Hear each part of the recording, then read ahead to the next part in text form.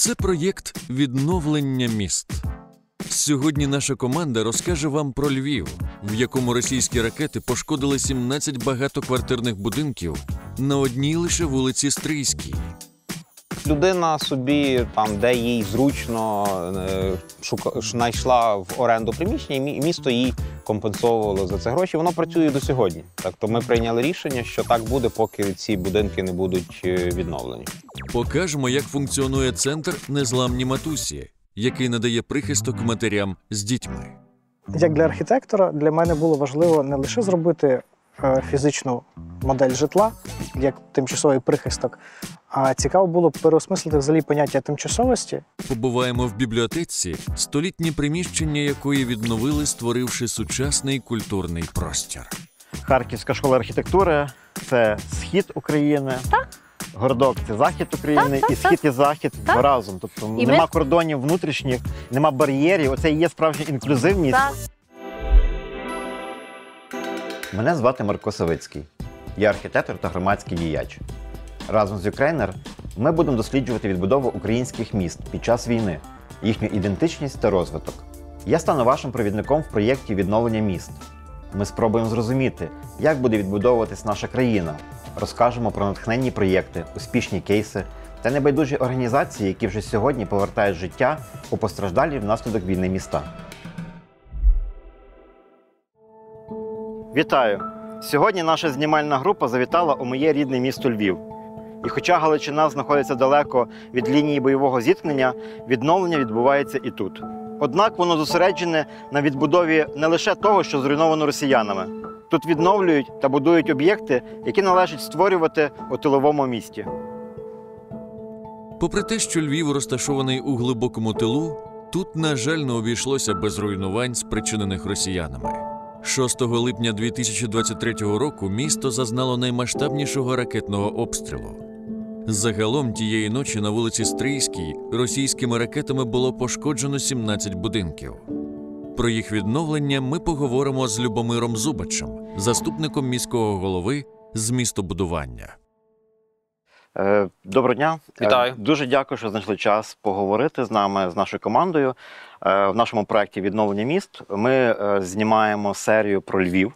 Знімаємо не просто так, тому що ми багато знімали про відновлення громад, які зазнали окупацію, які зазнали руйнувань серйозних. І багато хто говорить, що такі міста тилові, як Львів, вони не живуть війною.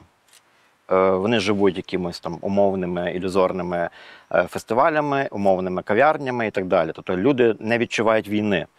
І сьогодні ми поговоримо про рани Львова, яких не видно. Рівно рік назад, майже рівно рік назад, 6 липня, був величезний обстріл, масштабний обстріл Львова ракетами, один, напевно, з найбільших. Свідком якого безпосередньо і я став, тому що я мешкаю тут поруч, буквально недалеко, і я, і мої діти, ми застали цей момент руйнувань, яких зазнав Львів.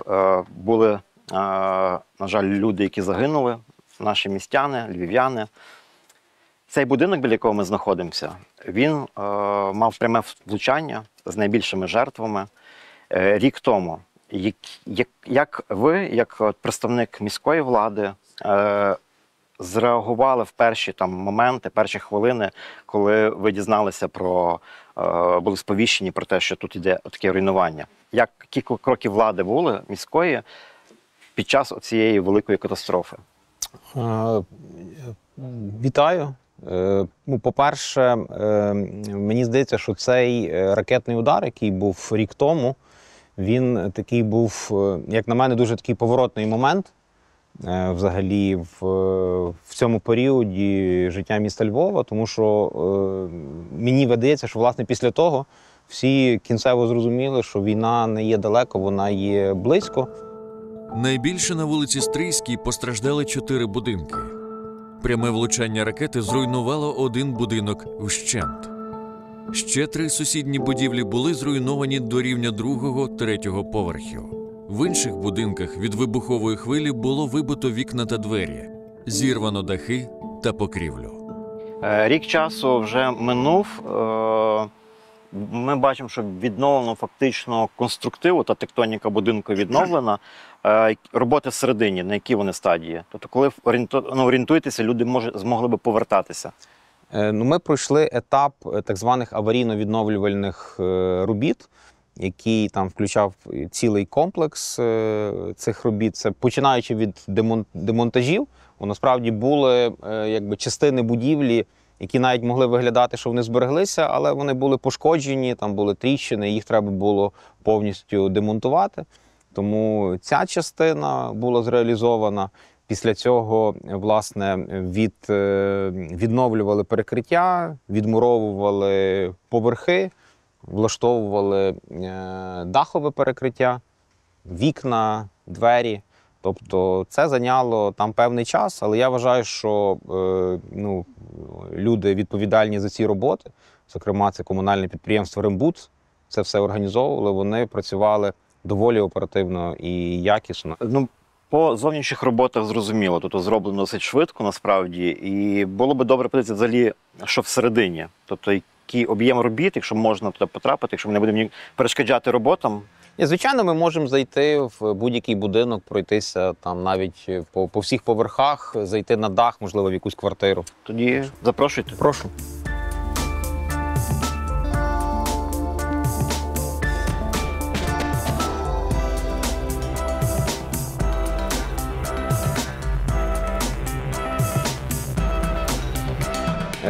Тут ви можете побачити, так дуже показово, обсяг робіт, який був зреалізований, бо ми фактично зараз є на стриху, тут над нами дахове покриття, якого не було. Я пригадую, що це якраз цей блок, куди ми зайшли, цей будинок, тут взагалі не було даху, знесений, і перекриття, здається, не було там міжповерхового Не було, якогось. воно було зруйноване аж до другого поверху, і це все якби є повністю відновлено.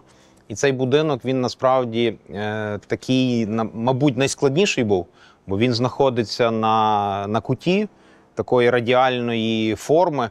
По по будівельних відновлюваних роботах повністю закритий периметр, вікна вже стоять, як я бачив, зовні. І коли переходиться на внутрішні роботи? Орієнтовно, коли вже можна вважати закритий той процес зовнішній? Етап аварійно-відновлювальних робіт зі всім він коштував близько 40 мільйонів гривень. Це по всіх 4 тих будинках всіх основних? 4 оцих будинків, так. І зараз робиться проект реставрації там, фасаду і всього іншого, то тут по сумі я поки що вам не скажу. А якщо говорити про внутрішні роботи, то які будуть виділятися людям як компенсація, то сума там так само співмірна 38-39 мільйонів гривень, які людям виплатять для того, щоб вони могли провести собі в квартирах роботи. Фізично, вірніше, юридично, якби все для того, щоб людям ці гроші передати, вже зроблено, є прийнята програма, виділені кошти. Я думаю, що навіть вже люди, можливо, побачили ці кошти на своїх рахунках. Дійсно, ми зараз в цьому, знаєте, в такому стані війни, і ми мусимо об'єднатися для того, щоб перемогти. І я дуже би хотів, щоб це відчуття єдності в нас збереглося і після перемоги. Щоб, коли ми почнемо відбудовувати країну, розвивати її, щоб українці не займалися взаємним поборюванням, а спільно працювали. Детально про перебіг відновлювальних робіт ми довідаємось у директора львівського комунального підприємства «Рембуд» Олега Поліщука. Нам пан Любомир представив тебе як людину, яка з перших днів на цьому об'єкті почала ті відновлення. І мене буде цікавити якась коротка, можливо, історія, бо я знаю як архітектор, що цей будинок, це йому орієнтовно майже 100 років буде наступного року. Він 1925 року збудований Міхалем Рибою, архітектором. Це такий ранній функціоналізм, і це є пам'ятка, яка, можливо, мала певні труднощі у відновленні. З чим ти, як керівник комунального підприємства, стикнувся з перших днів і вздовж року вже реалізації протиаварійних якихось робіт, відновлюваних робіт? Багато було. В нас багато було дуже проблем, з якими ми стикалися, які потрібно було вирішувати. Фактично майже кожен день щось було нове. Напевно, найперше, з чим ми стикнулися, це те, що внаслідок ракетного удару було багато руйнувань, і всі конструкції, все це, можна сказати, вже як будівельне сміття перемішалося з особистими речами мешканців. І складно було проводити багато робіт, бо потрібно було це розчищати, знаходити людям речі, віддавати їх. Люди були такі, якби, після ракетного удару, після цієї трагедії були дуже Теж ментально зруйновані. Так, і все це в одному місці зібралося. Так? Тобто нам потрібно розчищати цю аварійність, у нас висять карнизи, висять частини дахів, і люди, я розумію, люди приходять за документами, за якимись речами. І це все потрібно було поєднати. Це така перша була складність. Так? Друге, з чим ми стикнулися, це те, що ми відновлювали те, що залишилось.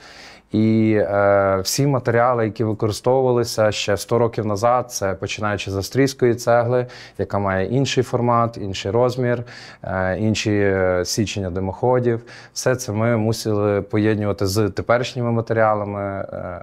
Велику кількість частин будівельного матеріалу ми відчищали з того зруйнованого матеріалу, щоб відновити ті ж самі комина.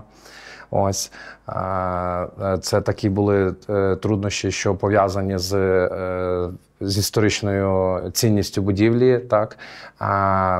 Конструктив дахів був виконаний ще колись з дерева, повністю в цілому дерева. Це були великі січення балок, великі січення лежнів. На сьогоднішній день вже того матеріалу в нас немає. Ми це повторювали з металу, ці стільці, бо там досить високі конструкції. Тобто такий ряд труднощів ми... Технічних викликів. Так. Якщо це було, власне, нове будівництво, то тут були б сучасні норми, де використовується звичайний бетон, цегла і метал, і все зрозуміло.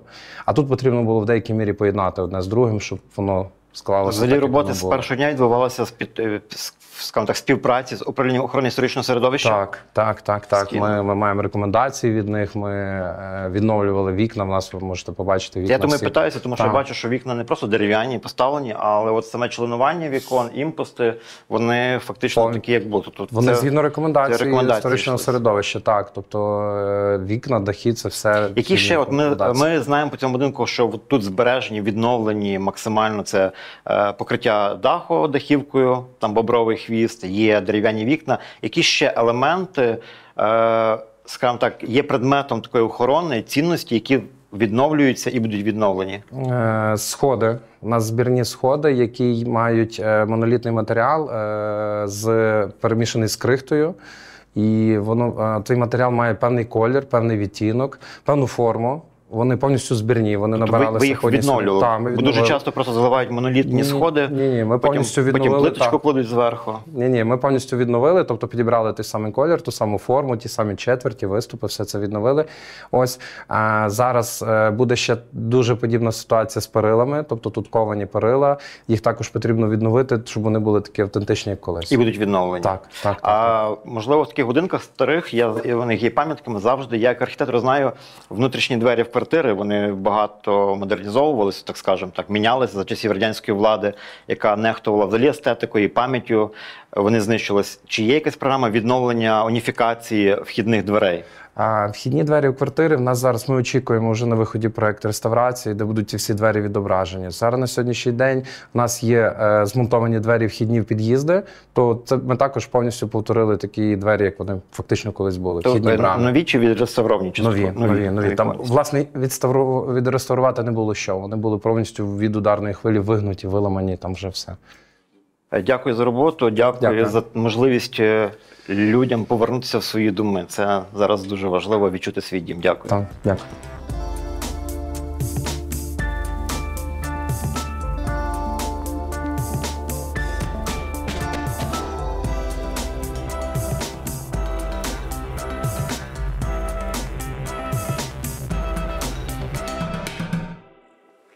Ще один об'єкт, який ми знімаємо у Львові – центр матері і дитини «Незламні матусі».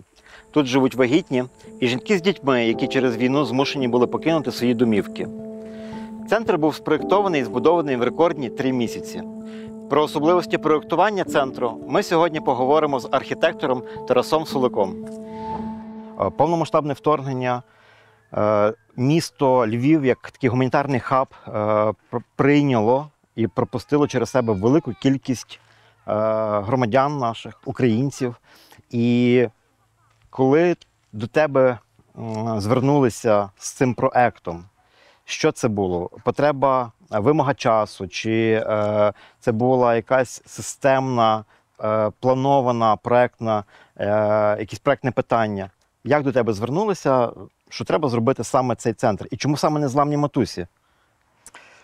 Дякую за запитання. Дякую, зрештою, що приїхали сюди. Це дуже цікаво буде нам пройтись по ходу проєктування. І взагалі, коротко по об'єкту. Я з радістю допоможу вам осягнути його глибше і зрозуміти його суть і особливості проєктування.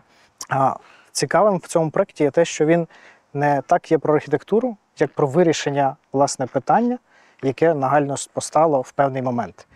І це не було обдумане рішення в розумінні якогось довгострокової перспективи як екосистеми. Це було вирішення реальної проблеми, яке потрібно тут і забезпечити. Власне, тут і зараз. І як для архітектора, для мене було важливо не лише зробити фізичну модель житла, як тимчасовий прихисток, а цікаво було переосмислити взагалі поняття тимчасовості, яке дуже багато використовується в світі для різного роду нещасних ситуацій, лих, як природних, так і воєнних. І цікаво було переосмислити власне поняття тимчасовості, наскільки воно може бути з людським обличчям і наскільки воно може стати частиною міського середовища. Відповідно, власне, це було важливе при проєктуванні, і всі ті рішення, які тут прийняті, в основному базувалися на тому, щоб перемкнути увагу з тимчасовості як такої на архітектуру, яка вирішує швидкі питання, але в той час і є частиною міського середовища. Команда проєкту втілила тут концепцію контрасту, коли будівля з холодного металу зовні, але з теплою деревиною всередині. Це створює відчуття захисту у мешканців центру. Це першочерговий загальний хол, в який ми потрапляємо з вулиці, максимально просторий, для того, щоб можна було його переформатувати під потреби вже тих, хто тут проживає. В кожному будиночку при вході є одразу кімнатка, яка є або медпунктом, або адміністрацією, в залежності від потреб. І звідси ми спроектували будинок таким чином, що ми потрапляємо або в одне крило, або в інше, в залежності від функціоналу. Тобто ми чітко поділили приватність і загальну функцію.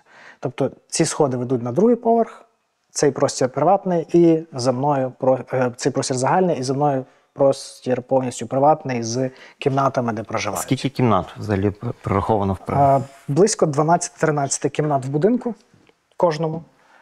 І це з розрахунку комфортного проживання до 50 осіб в одному будинку. В одному вулиці, так? Простір загального користування. Відразу намагалися зробити його високим, для того, щоб відчути трошки більше повітря, більше об'єму. І це важливо, тому що люди переважно перебували в досить затиснутих просторах, і хотілося їх на контрасті дати в простірі більш відкритий, який все-таки давав можливість для якогось такого свіжого подиху повітря. Це теж ми сьогодні говорили в системі Unbroken про терапевтичні різні прийоми, архітектурні холу. Ми в холі в самому Unbroken центрі були, де якраз елемент соціалізації. Такий архітектурний прийом, що ми холом, просторим холом реабілітуємо, повертаємо людей, які перебували довгий час в укриттях, в підвалах, вертаємо їх до життя. Це такий інструмент архітектора теж, напевно, важливий, і дуже тішуся, що ти на ньому акцентував увагу. Це дуже круто. Якщо ми глянемо, до прикладу, на цю стіну, це є абсолютно різні стіни ззовні і зсередини. Зсередини ми маємо теплу, майже глуху стіну з окремими вставками вікон, які пропускають світло, а ззовні він здається нам повністю відкритим. Але знову ж таки ця галерея, цей перехідний простір, він зашитий напівпрозорим полікарбонатом, який зберігає оцю приватність і дає перехід між архітектурою, яка працює для міста, і комфортом людини, який потрібний затишок і захист. Ми маємо кухні, які працюють для матерів, вони можуть самостійно готувати їсти, Ці простори можуть бути як і для загального користування, не у вигляді просто, що всі, хто живуть тут, користуються, а для того, щоб ми могли їх переформатувати під різного роду лекції або навіть групові зустрічі, заняття. І якщо ми постараємося тут вийти назовні, я думаю, тут мало бути відкрито. Тут, власне, цікаво спостерігати за от контрастом дерева зсередини і металом назовні, просто рухаючись буквально між цим елементом, бачачи віддзеркалення неба, як і в цьому матеріалі, так і в металі, і ту теплоту середнього, цього внутрішнього простору. Ми хотіли, щоб цей простір був наповнений зеленню, щоб він був таким теж свого роду терапевтичним, але ми зрозуміли, що зелень ось тут, нам не потрібно її додатково, і він стає просто місцем, як галерея, на якій люди можуть собі вийти, сховатись від дощу, коли вони граються з дітьми, сховати свої речі, які потрібно десь використовувати. Тобто це все-таки він працює. Відчуття такого перехід від приватності до публічності через плавний перехід, Так. через якийсь такий елемент. Можемо пройти якраз глянути житловий блок. І, до прикладу, кімната, яка розрахована для проживання однієї сім'ї повністю, або 4 людей. Тут зараз, як я знаю, тут точно йде постійний рух людей. Тобто це Абсолютно. ніби і тимчасове житло, але з умовою було, що вони тут можуть перебувати трошки довше часу. Так, зараз вони можуть перебувати тут до 2 років. До 2 років. До 2 років, оскільки це період, поки дитину можна віддати в садок, і поки дитина потребує особливого догляду від мами, від родини. Ми бачимо одну з кімнат, це якби стандартне обладнання для кожної кімнати. Ми знаходимося на 2-му поверсі. Під нами така ж сама кімната, тільки вже з рівною стелею. 4 спальні місця. Є куточок робочий або обідній, який можна організувати. Відпочинкова невелика зона, вікно. Дякую тобі і не в останню чергу твоїй команді за цей проект, крутий проект.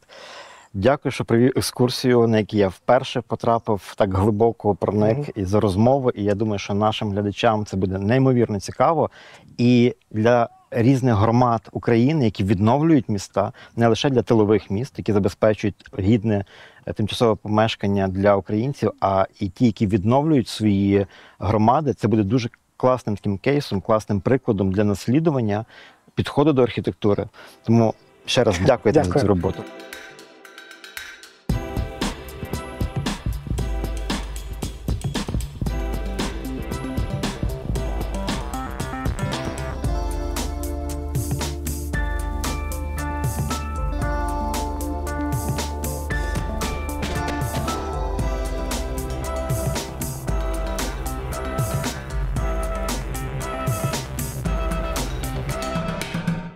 Ми у містечку Городок, у 30 хвилинах їзди від Львова.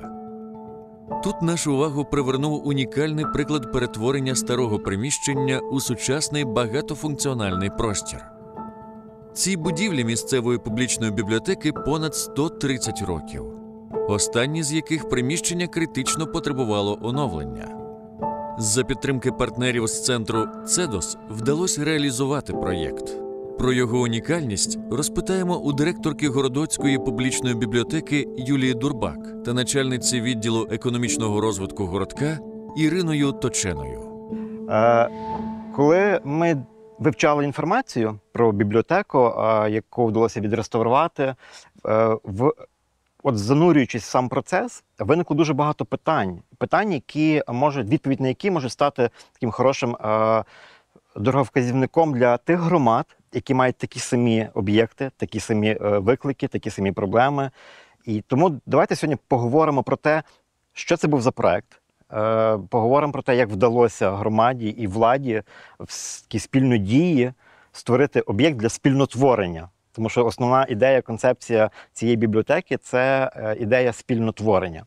Розкажіть нам в 2-3 словах, як цей проект починався, яка ваша була співпраця з Цедосом, як вам вдалося цей проект створити, хто його писав?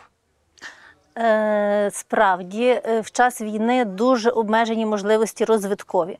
Але наша громада завжди шукає можливості розвитку з інших джерел, які є, мається на увазі, поза бюджетом громади, поза бюджетом області, держави. В тому числі і ми так само вирішили знайти таку можливість, щоб реалізувати такий цікавий проект за рахунок донорських коштів міжнародних проекту «ЦЕДОС», взявши у ньому участь. А як ми промоніторили усі наявні конкурси і подали грантову заявку. В числі, мені здається, 311 заявок. Це від громад. 300 громад подавали заявки. Так, було подано, так. І в числі 10-20 відібраних нам вдалося під час проходження інтерв'ю таких здобути перемогу.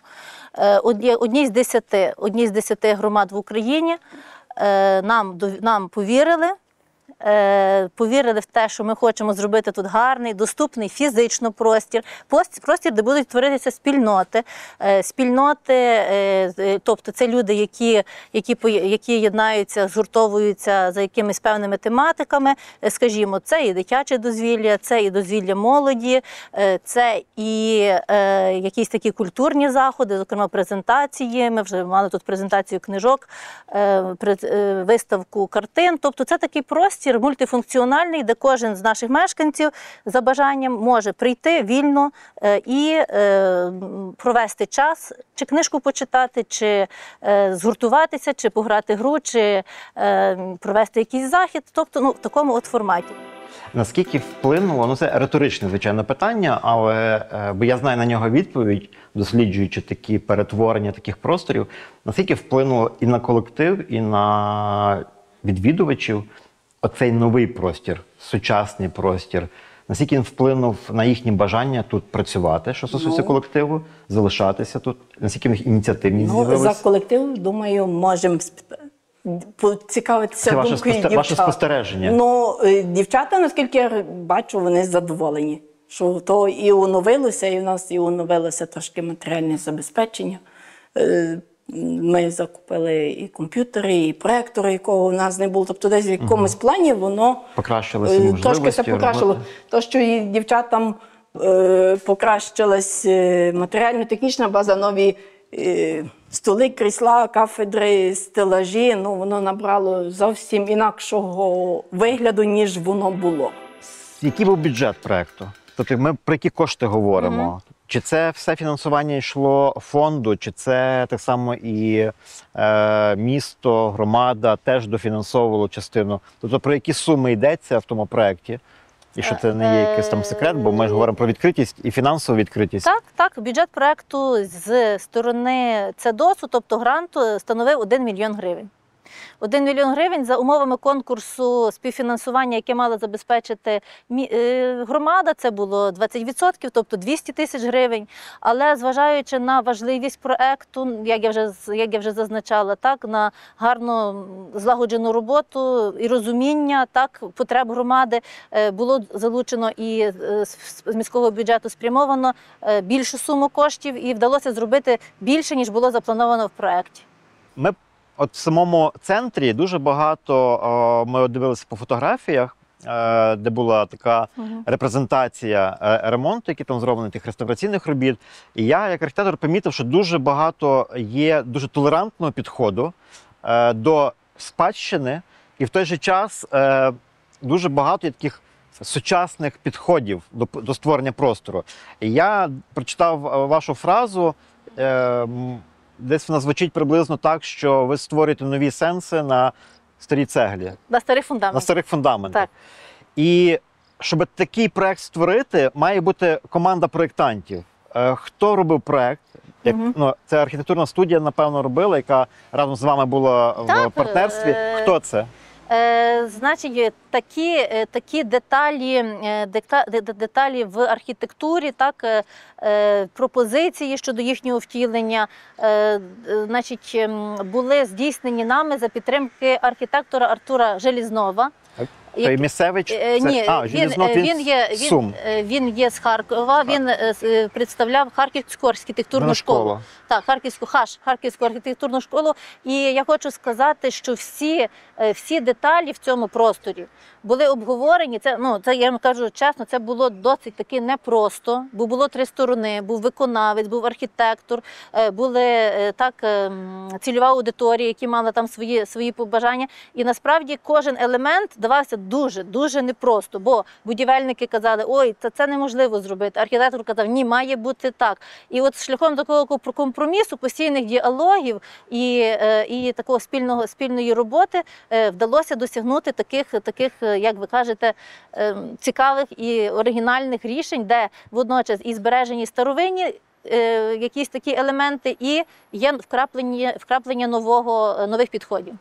Це можемо ми перефразувати, що Харківська школа архітектури – це схід України. Так. Городок – це захід України, і схід і захід разом. Тобто нема кордонів внутрішніх, нема бар'єрів. Оце і є справжня інклюзивність, коли ми включаємо всі регіони в спільне наше майбутнє. Я просто навіть хочу сказати, що в процесі співпраці з Харківською школою архітектури вдалося, окрім того, що ми реалізовували проект, налагодити так співпрацю, що студенти цієї школи проходили у нас тобто практику, і напрацювали візію, розвиток наших приміщень. Додатково, окрім бібліотеки, це є школа мистецтв і мала академія мистецтв. Тобто вони ходили спільно з керівниками, збирали учнів, обговорювали візію, бачення розвитку цих наших будівель. І станом на сьогодні ми маємо напрацьовані візії розвитку ще додатково 2 таких мистецьких закладів, окрім бібліотек. Я щойно подумав, така в мене маленька рефлексія, що цей ваш проект став каталізатором ланцюжка подій, залучення, партисипація громадських структур влади, архітектурних студій. Вони стали таким нестримним, можливо, ланцюжком для структурних змін і відновлення громади не як будівель, доріг, інфраструктурних елементів, а відновлення громади як місця, міста, де люди можуть себе реалізовувати. Дякую вам за цю екскурсію, дякую вам за цей проект і бажаю від себе і від нашої команди, щоб він процвітав і став дійсно тим каталізатором для структурних великих змін в вашій громаді. Щиро дякую. Дякую вам.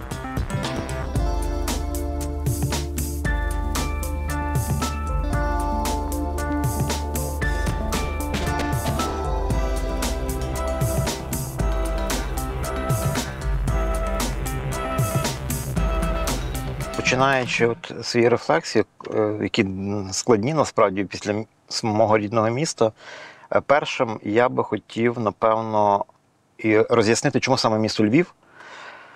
Тому що ми, знімаючи на Сіверщині, Слобожанщині, Київщині, ми знімали міста, які відновлюються після деокупації, які відновлюються після такого прямого зіткнення з ворогом. І чому саме Львів? І чому саме Львів є не менш важливим містом в проєкті відновлення міст? Тому що за свою історію це місто стало насправді після повномасштабного вторгнення таким реально гуманітарним хабом, через який пройшло мільйони людей.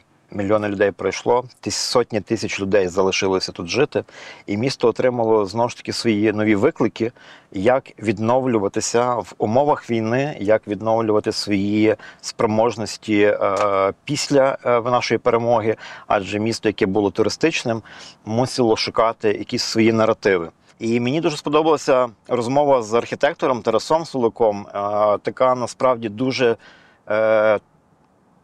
інтелігентна розмова, розумна розмова, чесна розмова, під час якої для мене було відкриттям, що взагалі центр незламні матусі будувався дуже швидко, оперативно, і по ходу він адаптовувався під потреби якраз вагітних жінок, жінок з дітьми. І цей досвід Тараса, як можна в дуже короткий термін, а я нагадаю, центр спроєктований, збудований за 3 місяці, тому що не може вагітна жінка чекати, відтермінувати свої пологи поки ми збудуємо для неї будівлю. Тобто все було мобілізовано, все швидко робилося, швидко приймалося рішення, швидко аналізувалися помилки. Коли ми думали перед початком будівництва над швидкою концепцією, як його зробити, дивились на ділянку, ми не знали, хто тут буде жити.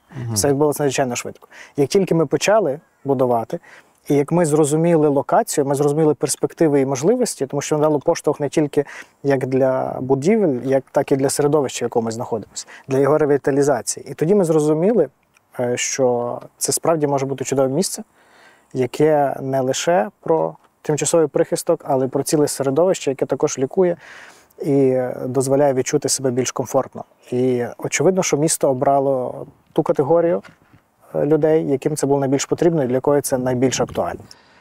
Об'єкт на Стрийській для мене особисто є насправді дуже близький, тому що в момент падання ракети я теж перебував вдома недалеко, ми живемо зовсім недалеко, і там було декілька ракет випущених, одна з яких попала мені біля будинку, інша попала, я бачив на моїх очах, коли попала в цей будинок. Це особистісний якийсь такий досвід моїх дітей, які це все пережили, мої друзі, які попали під обстріл в тому будинку, тому мені дуже важко абстрагуватися від якоїсь емпатії до цього об'єкту, але я хотів би відмітити декілька моментів, які роблять цей проект унікальним і цікавим для мене.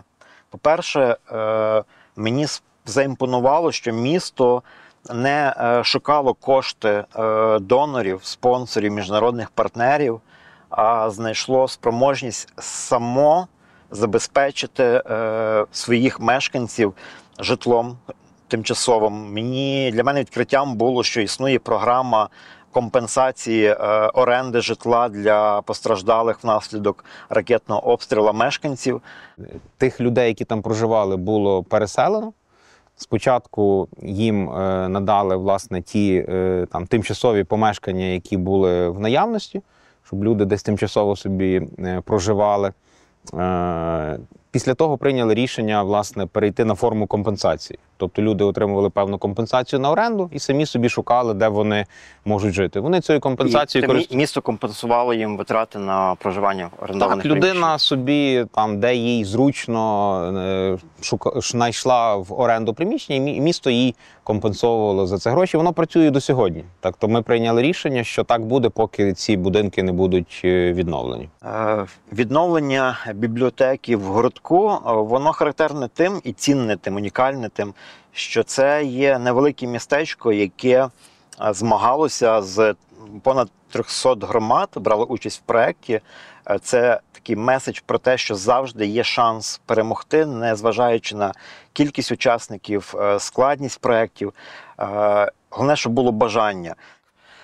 Яким чином які 3 фактори вплинули на те, що ви перемогли, і цей проєкт став успішним, я думаю?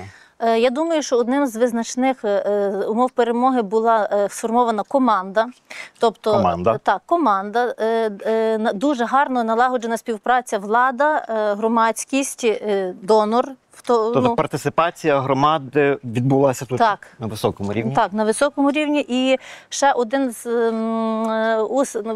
елементів успіху, можливо, це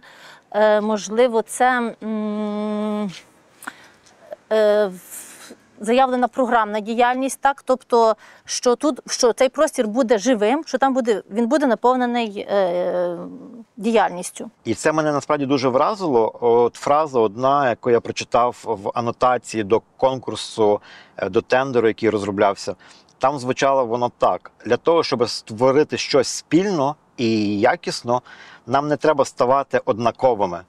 Ми є люди, які мислять по-різному, живуть по-різному, і щоб створити щось спільне, нам треба навчитися, залишаючися різноманітними, навчитися спільнототворенням робити якісно щось одне. І це, напевно, може стати таким, на завершення моїх рефлексій, посилом, що на тому маленькому проєкті, який відновив історичну пам'ятку, який імплементував безбар'єрність, інклюзивність у невеликій споруді, дозволив спільнотворенням мешканцям, владі міста Городок, консультантам з інших міст, Харківській школі архітектури, оцій колаборації, тій співпраці, спільнотворенню створити об'єкт, який насправді став прикладом, що ми можемо, залишаючися різноманітними, створювати щось одне. І це може бути базою для будівництва, будови нашої нової України. Пам'ятаючи, що ми є різні, маючи одну ціль, спільно творити прекрасну нашу Україну. Друзі, долучайтеся до нашої спільноти донейтерів та підтримуйте Юкрейна. Підписуйтеся на наш YouTube канал та діліться випусками в соцмережах, пишіть свої враження від серії та ставте вподобайки.